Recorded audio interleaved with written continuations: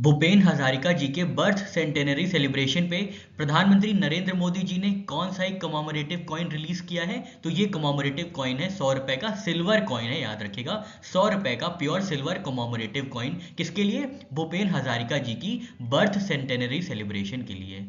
प्रधानमंत्री नरेंद्र मोदी जी ने आसाम विजिट किया था 13 और 14 सितंबर 2025 को, जहां पे उन्होंने 18,000 करोड़ का लगभग प्रोजेक्ट्स का इनॉग्रेशन किया था। यहां पे birth centenary of Bharat Ratna doctor Bhupen Hazarika ji का ऑनर किया गया था 100 रुपए के एक सिल्वर कमोमोरेटिव कॉइन को रिलीज करके।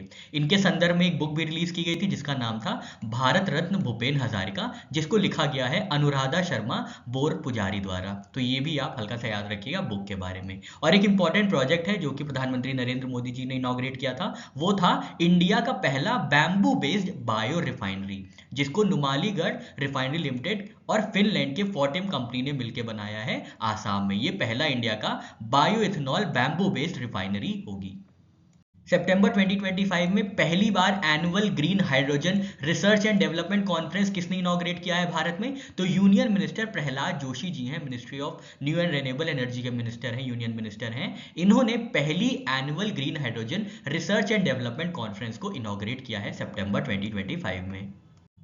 First annual green hydrogen research development and conference organise की गई थी नई दिल्ली में, जिसका inauguration union minister Prahlad Joshi ji ने किया था। यहाँ पे ग्रीन हाइड्रोजन से रिलेटेड जितने भी स्टार्टअप्स हैं उनको प्रमोट करने के लिए 100 करोड़ का call for proposals scheme launch किया गया था। ठीक है, तो ये इंपॉर्टेंट पॉइंट है, याद रखिएगा। और एक पायलट प्रोजेक्ट भी अनाउंस किया गया था, first port based green hydrogen pilot. पहली बार port based green hydrogen pilot कहां पे इनॉग्रेट किया गया था? तो वीओ चिदम्बरम पोर्ट तमिलनाडु में। ये भी आपको याद रखना है, ये पहला port based green hydrogen pilot है इंडिया में।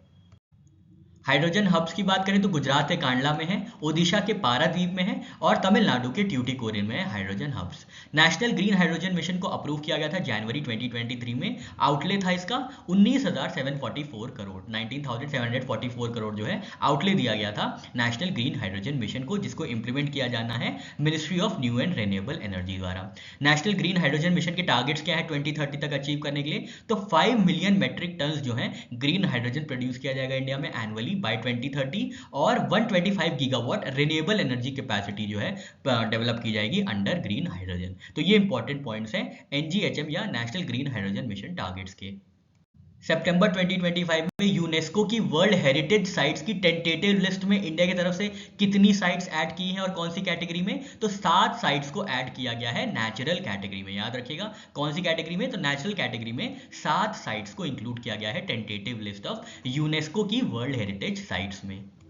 तो इंक्लूड किया गया है 7 इंडियन प्रॉपर्टीज को यूनेस्को की टेंटेटिव लिस्ट में। इसकी जानकारी दी गई थी permanent delegation of India to UNESCO द्वारा 16 सितंबर 2025 को। कौन सी कैटेगरी में ऐड किया गया है? तो हमने देखा नेचुरल कैटेगरी में ऐड किया गया है। टोटल साइट्स कितनी हो गई हैं टेंटेटिव लिस्ट में? तो 69 टेंटेटिव साइट्स हो गई हैं टेंटेटिव लिस्ट में, जिसमें 49 कल्चरल हैं, 3 मिक्स्ड हैं और 17 नेचुरल हैं। यूनेस्को वर्ल्ड हेरिटेज साइट्स की बात करें इंडिया में प्रेजेंटली तो 44 हैं, अभी जुलाई 2025 तक 44 साइट्स ऐड की गई हैं, जिसमें 36 जो है कल्चरल कैटेगरी में आती हैं, 7 नेचुरल कैटेगरी में आती हैं और एक ही है जो मिक्स्ड कैटेगरी में आती है, जो कि कंचनजंगा नेशनल पार्क है, सिक्किम में सिचुएटेड है। ठीक है, तो ये बहुत इंपॉर्टेंट डेटा है, आपको याद रखना है। अब देख लेते हैं कौन कौन सी नई साइट्स ऐड की गई है कल्चरल कैटेगरी में। तो डेक्कन ट्रैक से महाराष्ट्र के, कर्नाटका से सेंट मेरी आइलैंड क्लस्टर है, मेघालय का मेघालयन एज केव्स है, नागालैंड में नागा हिल ऑफिलिएट ऐड किया गया है और आंध्र प्रदेश से 2 साइट है, कौन कौन सी? एरामट्टी डिबालू और तिरुमाला हिल्स। ठीक है, तो आंध्र प्रदेश से 2 कल्चरल साइट्स को ऐड किया गया है। एक साइट ऐड की गई है केरला से, जहां पे वर्काला सिचुएटेड है। तो ये कुछ इंपॉर्टेंट साइट्स थी जिसको ऐड किया गया है, याद रखिएगा नेचुरल कैटेगरी में। Sarpanch Samvad national quality conclave की थीम क्या रही है? इसकी थीम रही है विकसित ग्राम से विकसित Bharat, developed village to developed India. ये थीम रही है sarpanch Samvad national quality conclave की। Sarpanch Samvad national quality conclave को आयोजित किया गया था नई दिल्ली में। ऑर्गेनाइजर्स कौन थे? तो क्वालिटी काउंसिल ऑफ इंडिया, जो कि डीपीआईआईटी के अंदर आती हैं, और department of drinking water and sanitation plus ministry of Panchayati Raj. तो ये सारे ऑर्गेनाइजर्स थे sarpanch Samvad national quality conclave के, जिसको इनॉग्रेट किया गया था union minister CR Patil ji द्वारा, जो कि मिनिस्टर ऑफ जल शक्ति मिनिस्ट्री है। ठीक है, याद रखना है, इंपॉर्टेंट है, भूल मत जाइएगा या कंफ्यूज ना हो जाइएगा पंचायती राज के साथ। ये जल शक्ति के जो मिनिस्टर साहब हैं union minister CR Patil, Patil, इन्होंने इनॉग्रेट किया है sarpanch Samvad national quality conclave, जिसकी थीम हमने देखी क्या है, विकसित ग्राम से विकसित Bharat, developed village to develop India.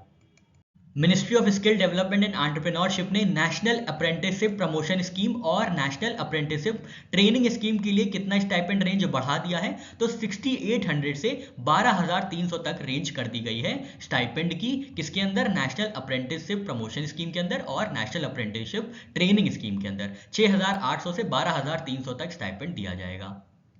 Ministry of skill development and entrepreneurship में 38 सेंट्रल अप्रेंटिसशिप काउंसिल मीटिंग में बढ़ा दिया है मंथली अप्रेंटिसशिप स्टाइपेंड। देख लेते हैं, प्रीवियस जो स्टाइपेंड रेंज होती थी वो होती थी 5000 से 9000, इसको बढ़ाकर कर दिया गया है 6800 से 12300 तक। ये किसके किसके लिए एप्लीकेबल होगा, ये apprenticeship under national apprenticeship promotion scheme के अंतर्गत ये एप्लीकेबल होगा और नेशनल अप्रेंटिसशिप ट्रेनिंग स्कीम के अंतर्गत ये अप्लाई किया जाएगा। तो नई रेंज याद रखनी है, पुरानी रेंज को भी याद रखना है, ठीक है, कहां से कहां तक कितना बढ़ा है ये याद रखना है।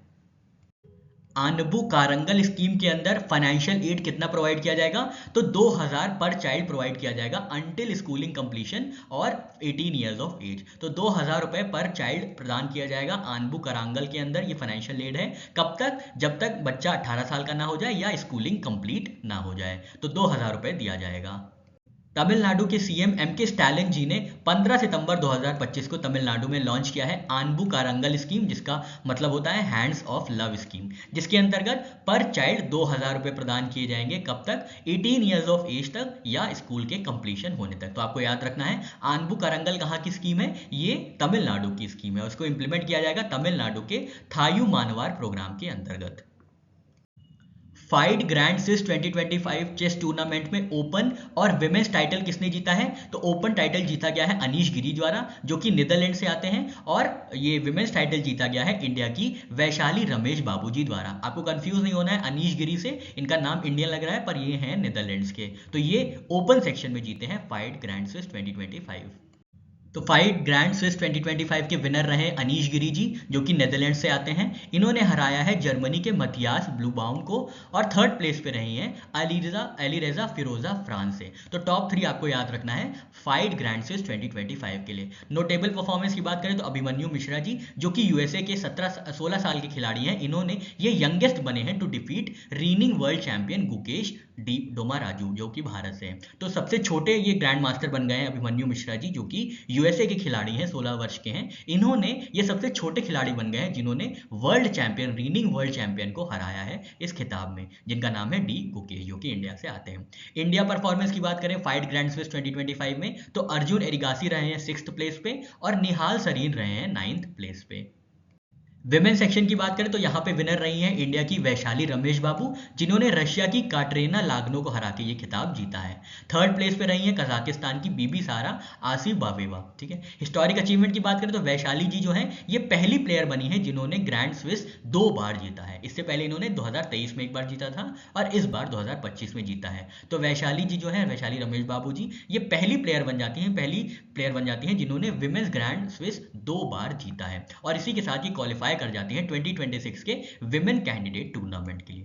इंडियन माइलस्टोन की बात करें तो वैशाली जी जो है ये तीसरी इंडियन विमेन है 2026 में जीतने वाली। इससे पहले कुनेरू हम्पी और दिव्या देशमुख जी जीत चुकी हैं। विमेंस हॉकी एशिया कप 2025 किसने जीता है और सिक्योर किया है direct qualification to women's hockey world cup 2026, तो ये कंट्री है चाइना, जिन्होंने विमेन हॉकी एशिया कप 2025 जीता है और डायरेक्ट क्वालिफाई कर गई हैं विमेंस हॉकी वर्ल्ड कप 2026 के लिए।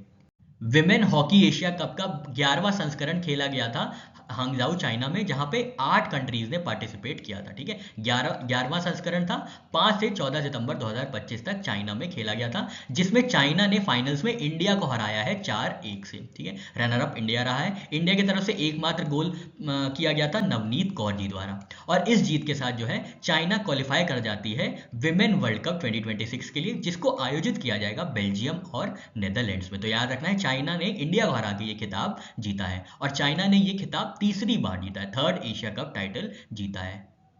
वर्ल्ड एथलेटिक्स चैंपियनशिप 2025 में मेंस कैटेगरी में हाई जंप फाइनल में किस इंडिया ने क्वालिफाई किया है और ये पहले भारतीय बने हैं ये क्वालिफाई करने वाले, तो ये हैं सर्वेश कुशारे जी, जो कि पहले भारतीय बने हैं जिन्होंने मेंस हाई जंप फाइनल के लिए क्वालिफाई किया है वर्ल्ड एथलेटिक्स चैंपियनशिप में। ठीक है, इन्होंने जीता नहीं है लेकिन फाइनल में खेलने के लिए क्वालिफाई किया है और ये करने वाले पहले भारतीय बने हैं। 20th वर्ल्ड एथलेटिक्स चैंपियनशिप 2025 आयोजित की गई थी टोक्यो जापान में, जहां पे भारतीय सर्वेश कुशारी जी जो बने हैं पहले भारतीय बने हैं जिन्होंने हाई जंप के फाइनल तक रीच किया, फाइनल को क्वालिफाई किया है। फाइनल खेलने वाले पहले खिलाड़ी बने हैं भारत की तरफ से हाई जंप कैटेगरी में वर्ल्ड एथलेटिक्स चैंपियनशिप में। क्वालिफिकेशन मार्क क्या है इनका, तो इन्होंने क्लियर किया है 2.25 मीटर का मार्क और ये इन्होंने फिनिश किया है 9th ओवरऑल। ठीक है, तो 9वें स्थान पे थे सर्वेश कुशारे जी, पर इन्होंने फाइनल में अपना जो है अटेम्प्ट किया था विद 2.25 मीटर। ठीक है, पर्सनल बेस्ट इनका कितना रहा है, तो 2.27 मीटर था 2022 में। रीसेंट परफॉर्मेंसेस, तो यहाँ पे 2.26 मीटर का भी इन्होंने हाई जंप क्वालिफाई किया था संगरूर में नेशनल फेडरेटिक सीनियर एथलेटिक चैंपियनशिप में। तो ये आपको याद रखना है, सर्वेश कुशारे जी जो हैं ये पहले इंडियन है जिन्होंने हाई जंप को मेंस हाई जंप फाइनल में क्वालिफाई किया था। दूरदर्शन के 66 फाउंडेशन डे पे कल्चरल इवेंट जो ऑर्गेनाइज किया गया था उसका क्या नाम है, उसका नाम है शब्दांजलि DD@66, जिसको आयोजित किया गया था 15 सितंबर 2025 को नई दिल्ली में।